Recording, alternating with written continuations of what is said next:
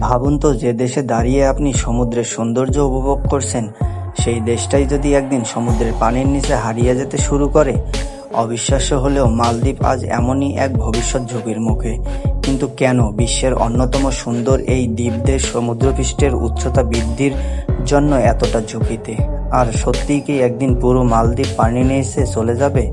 মালদ্বীপ ভারত মহাসাগরের বুকে ছড়িয়ে থাকা অসংখ্য দ্বীপ নিয়ে গঠিত একটি দেশ।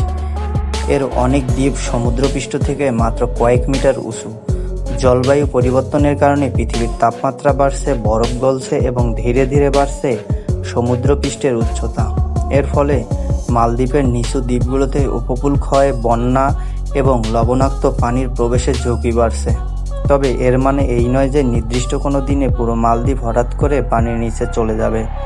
বরং দীর্ঘমেয়াদে সমুদ্রপৃষ্ঠের উচ্চতা বাড়তে থাকলে দেশটি অনেক দ্বীপের বসবাস করা আরও কঠিন হয়ে উঠতে পারে। আজ যে মালদ্বীপকে আমরা পৃথিবীর স্বর্গ বলি, ভবিষ্যতে সেই স্বর্গের অস্তিত্ব বড় চ্যালেঞ্জের মুখে পড়তে পারে। আপনার কি মনে হয়, জলবায়ু পরিবর্তন কি সত্যিই একদিন মালদ্বীপের চেহারা বদলে দিবে? কমেন্টে জানান। এবং এমন আরও অবিশ্বাস্য তথ্য জানতে সঙ্গে থাকুন ব্ল্যাক প্যান্থারের। ধন্যবাদ।